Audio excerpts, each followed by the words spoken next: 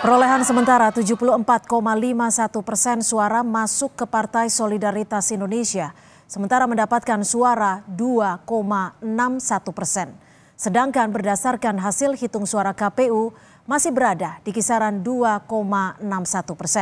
Sedangkan berdasarkan hitung cepat Litbang Kompas, suara PSI sebesar 2,81. Mengapa Jokowi efek tidak mampu mendongkrak suara PSI? Untuk mendiskusikannya sudah ada pengamat politik Adi Prayitno sore ini. Selamat sore Mas Adi. Hasil sementara suara, ya Mas Adi, ini hasil sementara suara PSI di KPU masih di kisaran 2,61%. Perspektif Anda, apakah ini bisa dikatakan Jokowi efek ini belum memberikan efek ke PSI? Ya, saya kira memang banyak variabel yang bisa menjelaskan kenapa PSI misalnya diprediksi tidak akan lolos di parlemen di 2024. Pertama, publik menengarai ini karena memang tidak mampu mengkonversi efek dari Jokowi yang memiliki approval rating yang cukup tinggi. Artinya identifikasi PSI dengan Jokowi itu telat dilakukan. Karena kalau kita lihat secara umum baru 3 bulan PSI itu mengidentikan dirinya dengan dengan Jokowi. Kita lihat atribut-atribut yang sering dipasang oleh teman-teman PSI kan sangat identik dengan Jokowi. Misalnya Jokowisme, misalnya orang menyebut yang tegak lurus dengan Jokowi, ya pilihlah PSI. Partai Jokowi adalah PSI dan seterusnya dan seterusnya. Tapi karena jarak waktu untuk melakukan kampanye cuma sekitar 3 bulan, jadi masyarakat yang merasa kenal, merasa puas dengan Jokowi terlambat untuk mengetahui sebenarnya PSI itu adalah bagian dari Jokowi. Itu yang pertama, Mbak. Yang kedua, harus diakui PSI ini kan adalah partai politik yang relatif baru, di mana jejaring dan mesin politiknya ini kan tidak terdistribusi secara merata. Kalau mau jujur sebenarnya mesin politik PSI ini kan hanya ada di perkotaan, tapi di desa-desa nyaris tidak pernah ditemukan mesin-mesin politik yang bisa dikapitalisasi sebagai upaya untuk memenangkan PSI lolos ke parlemen. Termasuk yang ketiga kalau mau disebutkan, nyaris tidak ada figur-figur kunci yang dominan di mana PSI ini mampu menjadi magnet ya. Karena apapun judulnya, kalau bicara tentang caleg, ya tentu ada figur-figur kunci yang mestinya dimobilisasi dan itu semua di bagian dari insentif politik elektoral. Ada faedah-faedah yang didapatkan dari dari mobilisasi figur-figur utama itu. Karena memang dalam banyak hal gitu partai politik kita ini kan menitik beratkan pada figur kunci. Misalnya kalau melihat PDIP itu kan terah politiknya Soekarno, ada faktor Megawati dan sorry itu saya harus kita katakan ada faktor Jokowi juga. Kalau misalnya melihat Gerindra itu pasti ada faktor yang namanya Pak Prabowo Subianto. Kalau melihat Partai Demokrat itu ada faktor yang disebut dengan Pak SBY. Di PSI belum ada figur yang teridentifikasi yang itu bisa menjadi magnet di mana PSI itu memiliki pelabuhan politik yang cukup. Tapi gini Mas Adi, kalau dibilang tidak ada figur, ini kan sudah ada Kaisang Pangarep yang juga putra dari Joko Widodo. Apakah ini tidak cukup untuk membentuk bisa dikatakan membentuk kekuatan di PSI itu sendiri?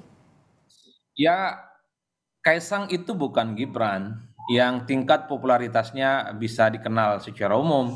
Kalau kita bicara dua hal, PSI dan Kaisang, ini kan popularitasnya baru sekitar 30-40%. Inilah yang menurut saya menjadi persoalan yang cukup serius.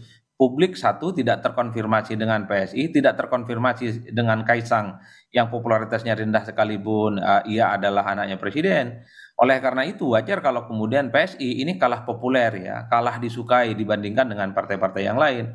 Oleh karena itu saya melihat sejak awal PSI itu the one and only hanya menggantungkan masa depan politiknya lolos ke parlemen di 2024 pada tuah yang akan diberikan oleh Pak Jokowi, tentu melalui approval rating yang cukup tinggi.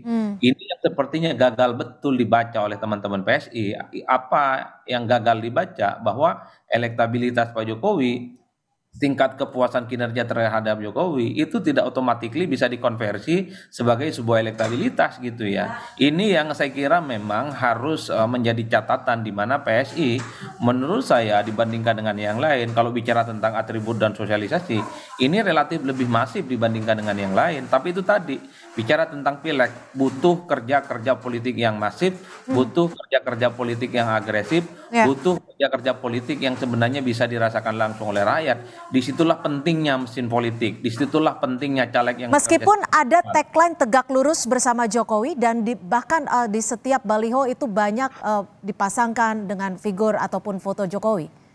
Ya betul, tapi kalau itu gagal diterjemahkan, dikonversi menjadi suara, kan sama saja itu bohong.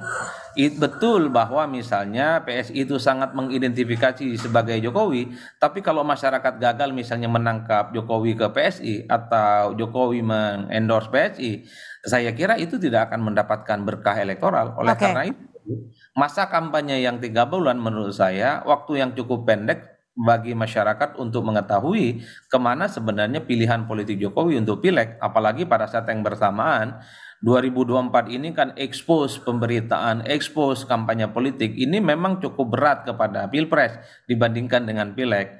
Oleh karena itu PSI mestinya belajar banyak kepada partai-partai besar terutama Golkar ya, di mana salah satu anatomi kekuatan politik mereka itu bukan pada figur sentral, tapi anatomi kekuatan politik mereka itu terletak pada kerja-kerja caleg. Jadi tidak mengherankan kalau setiap pileg Golkar khususnya di 2024 ini kan naik secara signifikan, mengungguli partai-partai yang lain termasuk mengungguli Gerindra. Ya itulah karena itu PSI ini harus jadi pelajaran penting kalau ingin lolos di parlemen untuk 5 tahun yang akan datang. Tak ada lain dan tak ada cerita. Mereka harus kerja keras.